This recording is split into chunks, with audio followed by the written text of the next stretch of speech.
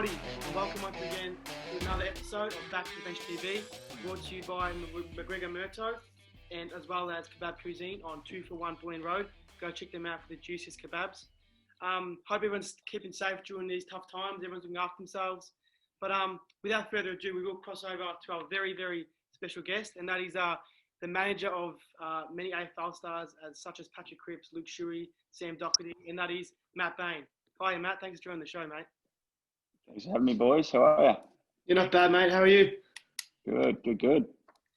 So just quickly, before we start with the interview, Matt, just want to know how you've been coping right now during these times, and what you've been doing to keep yourself busy right now.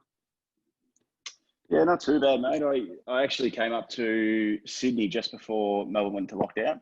It was a little bit just work-wise. Coming up here was a bit of a smarter option when some of the players were floating through before they went off to Queensland. So I've been here for a little while now. So it's been not too bad up here, but obviously feeling a lot for everyone in Melbourne at the moment. It's a tough environment, isn't it? Yeah. We're getting through it though, so that's the main thing. Yeah, not long to go, I think, hopefully. Yeah, hopefully. That's the main thing. But we'll start with, we will talk about your play agent kind of story, but we will start with more of your personal football story. So you're a massive West Coast Eagles fan since day one. And we just want to know how the story all begin with West Coast. You know, did you have family growing up in WA, and as well as that, what was probably your earliest memory you remember as being a West Coast fan? Yeah, it was. Well, we were born in Perth, so obviously you boys know my brothers and family. So we were all born in Perth, and we moved across to Melbourne when I think I was about 6 or 7 or something like that. So and we always, all the boys always just stuck through with the Eagles. So there you go. Yeah, it was always funny family club up. too. Yeah, and it was always funny growing up because we always used to go to obviously the Eagles games here in Melbourne with no crowd. So it was a bit strange, but yeah, it was actually good fun. Had some good memories. All going together as a family. It was good. Well, you've actually got like 100K members now, according to the AFL website. So they're doing really well, the Eagles. Yeah, I mean, as I've worked in footy, you tend not to sort of go for a club per se, but and you tend just to look at your players and a few different things across the board. But it's exciting for West Coast. They're it is a massive footy club. Yeah. Nick, you still got yours to go, or? Well, so I'll cross to my next question. So pretty much, we all know. So me, Adam, and I, we're massive Carlton fans, as you know, and a real famous story between the two clubs is that famous 2007 trade period between Chris Judd and Josh Kennedy. So I believe the Blues traded off Josh Kennedy, who was an up-and-coming star, and he's a star, of course, now. Pick 3 and pick 20, and the Blues got in return one of your beloved stars, North medalist, Brownlow medalist, Chris Judd, and as well as pick 46, I believe. Now, I was going to ask you if you can date back to that time. It was a long time ago. It was about 13 years ago. But I was going to ask you, can you remember your initial reaction to that trade, where you were, and do you remember what you thought of it at the time?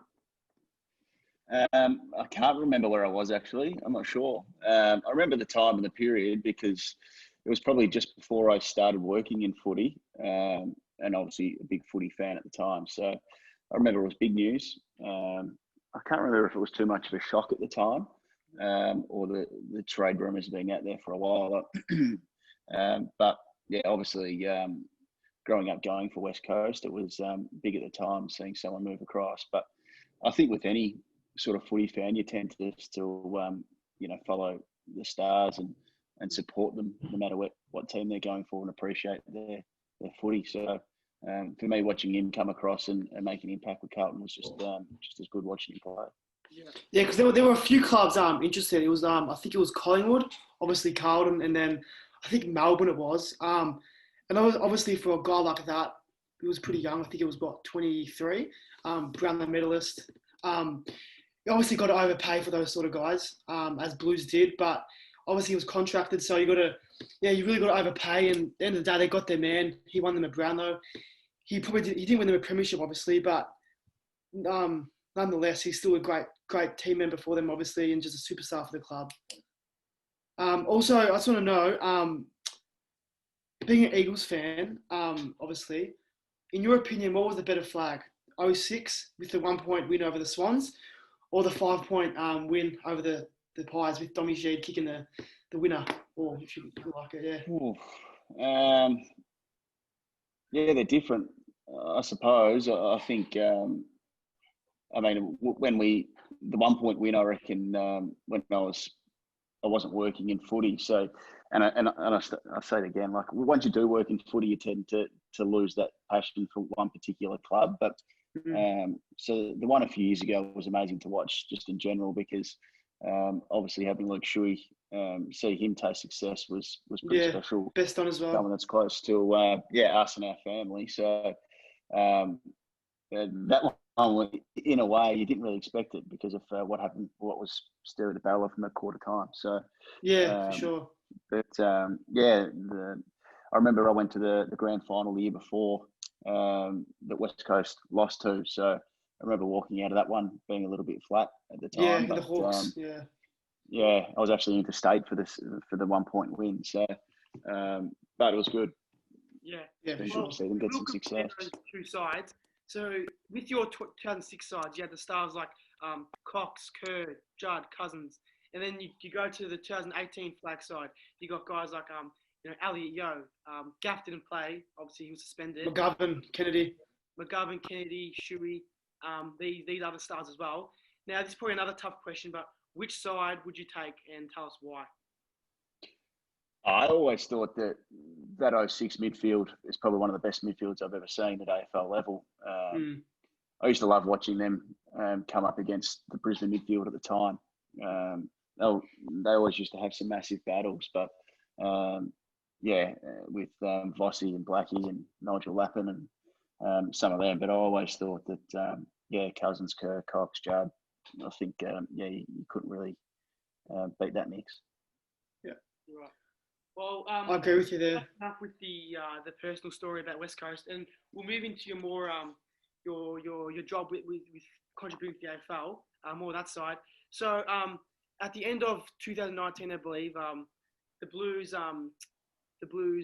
parted ways with beloved star Stephen Silvani as list manager. He was there for 5 years, I believe, and he recruited some big names, some young guns, guys like Sam Walsh, Charlie Curnow, Harry Mackay, Jacob Wiedering. They're all blossoming right now.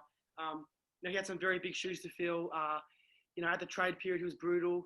He didn't get walked over. It was seen with the Bryce Gibbs trade. He was very fierce at the trade table. And there's actually, it's actually a story that you were actually in contention for list manager for the Blues. Is that if I'm correct? No. I think there was a story about it, but one thing you should learn, boys, is never listen to anything you read in the newspaper. So, really? no idea where that one came from, but I don't think, I've got really no interest in going to clubland, so to speak. So, I spent a lot of time with Sauce, and he's a terrific guy. So, I love working with him when he was obviously at Carlton. So, he did some really good things for the list.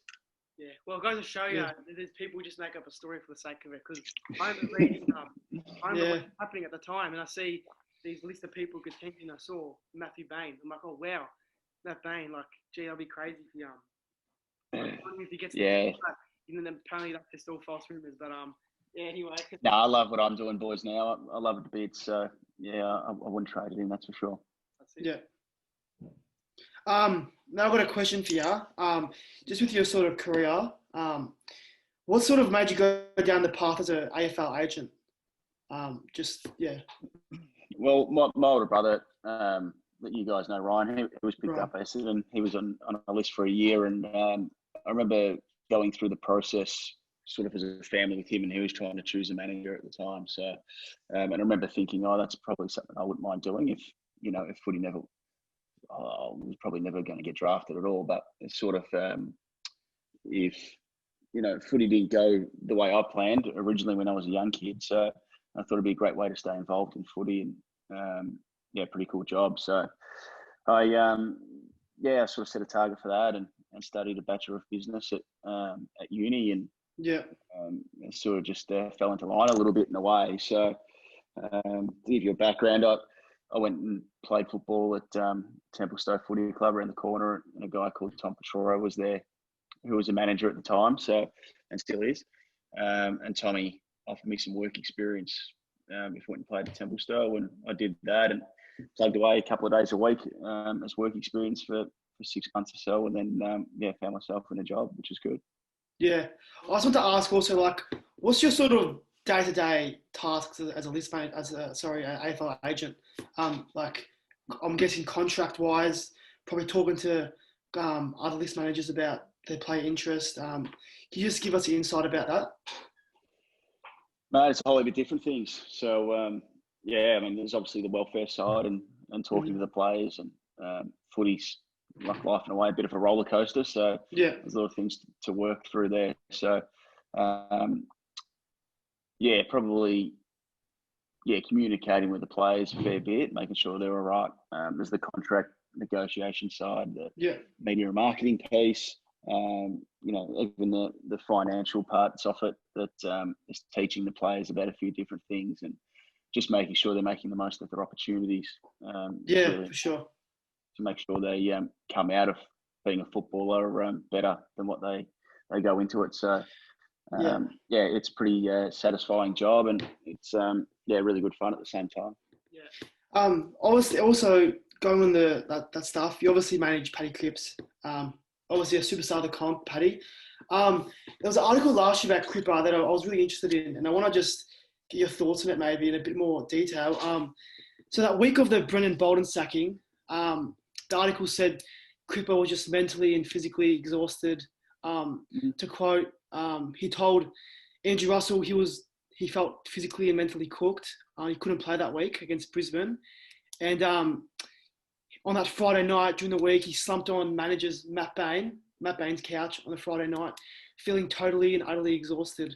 I just want to get your thoughts on, Cripper, how he sort of managed that tough time and how he got himself back up. Yeah, this is a good case study because I think one thing to learn out of it all is Cripper's a really good communicator, and he's able to talk to people about how he's feeling, and it's probably a lesson for everyone in life that if you're struggling with something, to not keep it to yourself. Yeah. Once you communicate something and get it out, it helps a lot. So I just remember it was just an exhausting period for him. He was really tight and close with bolts. Yeah. It's quite an emotional thing to go through to see someone, especially at AFL level, it gets played out through the media. So that's really hard, and that took its toll on him. And I think a big part of footy that people underestimate is the mental toll the game takes, of how hard it is to back up each week. So I guess he just came around and he sat there and said, I'm a bit cooked, and we just spoke about a couple of things and some ways to get himself up. And probably what it boiled down to was that he didn't want the other boys to know really how bad he was feeling in a way. So of course, he's made a bit of a decision to roll in on game day and try and be up and about and upbeat. And hopefully that'll have an effect on everyone else. And get them up and about, which is part of being a leader in a way. So, and one thing that I probably took out of that more than anything, and so did he, is just to show that probably, physically he just wasn't there at all. He was exhausted. He was tired. I think he was carrying a little bit of a niggle at the time as well. But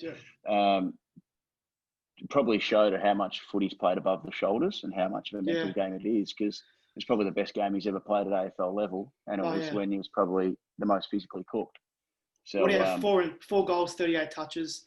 Yeah, something like dominance. That. Yeah, he won the game of his own too. He won in that game. Yeah. So it's a good lesson about just the mental application of the game, and even if you're not physically all there, you can still will yourself and get yourself over the line. Yeah, for sure. Because I remember that week before against Essendon, you could just tell he wasn't right. He got tagged out by, I think, a first or second gamer, Cripper. He looked absolutely knackered, and there's obviously an issue there. But also, he had it pretty tough being with Doc out for the year with an ACL. He was pretty much a sole captain, had to face up to the media every week. He was the face of the rebuild per se. Everyone's saying, "Oh, Cripps, he's carrying Carlton." Everyone would say that. So there's no doubt, you'll be mental toll of Cripper. Yeah, it's hard, mate. AFL footy's not easy. Otherwise, everyone would be doing it. So Yeah, for sure. yeah, people don't realise probably the mental battle it is at times as well. Yeah, It's probably a workplace where you go and get judged every single week really yeah, for sure. harshly and criticised. That's why you see these days, like in AFL, a lot of players, like there's a lot of campaigns on mental health and players speaking out, which I think is really good. But yeah, it goes to show it's mentally tough, and you got to have a right mindset to succeed. Yeah, and I think it's been brilliant, especially probably the last 10 years, and in particular the last few, with a lot of campaigns around, guys in particular being able to speak to their mates and let them know how they're feeling if they're struggling and down. So I think the old school mentality and the dinosaur mentality has been, if you're struggling, you don't tell anyone. So I think it's been brilliant. There's some players opening up and telling people how they feel. Yeah, for sure. It's been really good. It's been a really positive part of being involved in the industry. Yeah, 100%, mate. Well, we'll move on to players that you do manage. So probably the main ones, obviously, we spoke about Cripper, Docherty, the two co-captains of Carlton. Luke Shuey is a big one. Tim Taranto, Jarrod Berry. Now, just briefly, we want to know, how did it come about with all of them? So was Cripper straight away when he got drafted, or was that a bit later on when he started to be a bit more developed as a player? How did Cripper start? No, so how we work is, through the junior programs, they get to a certain age where an agent can approach a family and ask to meet with them and hopefully sign a player up. So that's how they all came about. Is there's a process involved pre-draft, and mostly everyone that is drafted has a manager at the time. So and it's pretty much going around meeting the people, and a player sort of probably chooses who they feel the most comfortable with and who they feel will do a good job for them at the next level. Yeah. And a guy like Tim Taranto, who's obviously a high draft pick as well. How do you think he's, developing? He played a really good game, I think, a couple of weeks ago. I think it was 32 disposals. I can't remember which game. How do you see his game developing? Mm-hmm. Yeah, well, the good part about Tim is a competitive beast. So he's a really good runner. And the best part about him, he trains his ass off. So he's always going to get the most out of his own ability. The good part about managing those types of players is you don't have to stay on their back to get the most out of themselves. They're pretty driven. He won the Giants best and fairest last year when they went, right through. They obviously got done the big day, but he's taken a massive leap. And a good lesson for younger guys is that he didn't come straight into their midfield and dominate straight away. He had to earn his stripes. He started at half forward in the wing and sort of edged his way in. And it wasn't until they had a couple of injuries that he found himself in the midfield full time last year, and he made the most of it. He obviously did his shoulder round one this year. Yeah. I think it was round one or one of the JLT games. So he's had a long layoff, but he just started to find some form in the last 2 or 3 weeks. Yeah. Also with Tim. Yeah. Also with Tim, right? I remember watching that draft. That I think it was 2016 draft, and all the Phantom drafts had him around like pick 5, 6, 7, and I was watching, and he went to pick 2. I was like, this bloke's really he's really bolted up the ranks. It just goes to show he probably did have that work ethic that maybe got him across the line to a higher pick. Or what do you think the reason was he went at 2 rather than his predicted spot? He never played in the 16s, the under 16 championships. I don't think. I think he broke his arm or something like that. And then in his bottom age year, I think he had some back issues or whatever it was. And then as the top age year came along, he started getting better and better each week. Yeah. And that's probably all it was. In the championships, he played well, and then he just continued to get better and better. And there was a game, I think the day before the grand final, AFL grand final that the under 18 players played in. And he played really well that day, and it just kept going from there. So, obviously it wasn't a surprising draft night for us, but he worked pretty hard at it. Yeah. Another key young gunner you also happen to manage is Jarrod Berry from the Lions. And obviously the Brisbane have really shown that they're a real contender for the flag this year. Last 2 seasons, they've really proved the doubters wrong. They're going to finish top 4 this year, most likely. Finished second last year, I believe. And I just want to know, obviously, a key injury is Harris Andrews. He won't be probably the prelim or maybe semi. And we've got another injury. I think Jarrod Berry did he do his shoulder last game? Was it? Yeah. How's he everything right It's now. he should only be out for a couple of weeks. He just needs to strengthen it up a bit, and he should be fine, which is good news for him. Yeah, that's very great because he's a fantastic player. He almost leads by example for how young he is. He's almost like a leader, some people say.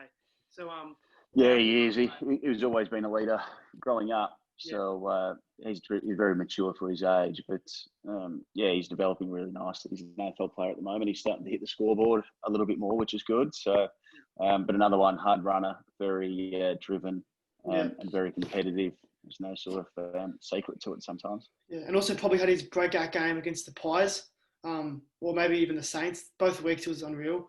And also, I think the club has said Lions they see him as a potential captain, so it shows obviously a great leader. Yeah, they've got some great young players at the Lions, and they will get along really well. They're building a really good culture. I've sort of seen it, especially the last 3 or 4 years. Some of the guys they've got there together. So the good part is when you get good people into a footy club, that sort of tends to happen. So I reckon they've got a few people that would be a chance if, obviously the next captain comes along. There's a few that'll put their hand up for it, I think. Yeah, for sure. And speaking of injuries, we saw Sam Docherty go down with 2 ACL injuries. He was out for 2 whole seasons. Fantastic player, All-Australian halfback. Obviously he's recovered now. How did he, what did he do differently to, get himself, obviously it's not easy mentally and physically coming off 2 ACLs. How did he, get himself back into the game and really, he's playing a good season this year.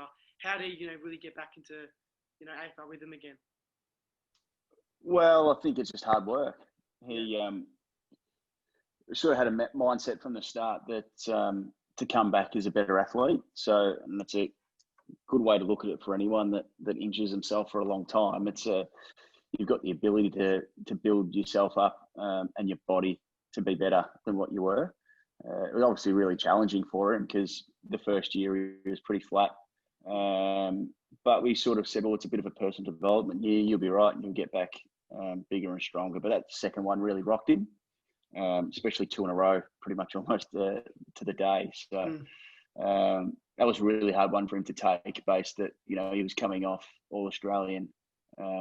He obviously went into the captaincy role and it was best and fairest, and got taken away from him for a couple of years. So that second one rocked him just because he was ready. He was ready to go again, and I was sort of like, well, it's another year out of the game. But I'm immensely proud of how resilient he's been.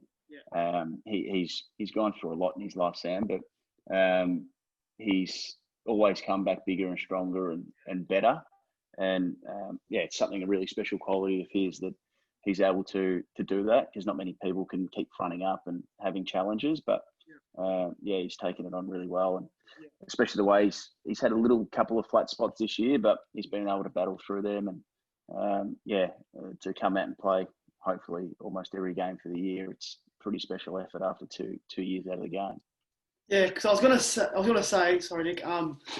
Obviously he's had his a few flat games this year, but overall has been pretty good. But in terms of like the second ACL, was there something he did different in his rehab that sort of made him stand up now? And how much of an effect do you think Andrew Russell, obviously a highly touted figure at the Blues and great reputation, how much of an impact do you reckon he's had on Doc's rehab, and has that made him get back to the field? Well, Doc went overseas last year and did a rehab program on his knee with one of the Carlton physios at the time, who's still there. And I think that was the big impact, is going overseas and doing that. Sometimes, to be honest, you can rehab a knee better than anyone out there and just goes again. It's just how it is. But the more we learn about them, I think, you're better off having the full time out, like get 12 plus months out the way. And they sort of say, hopefully you can get through 18 months and you're hopefully in the clear a little bit from them. So hopefully, touch wood. But I don't think he did a hell of a lot different, to be honest. They probably knew little tweaks and different tricks, and I think he started running a little bit later this time around. But Andrew Russell's had a great effect for him. I think he has for most of the playing group. to be able to get them, obviously going into a younger side, getting them bigger, stronger and fitter, so they can stand up and play, footy at a level they needed to get to, I think, at Carlton. Yeah, for sure. Well, is that all from you, Adam, today, or? That's all from me. Got most of it covered, so thanks, Matt. So I think that just about wraps up the interview today. Thanks for joining us, Matt. Really appreciate your time. And, let's hope the Eagles can live up to this year. No worries. Thanks for having me, boys. Nice, have a good one. You too.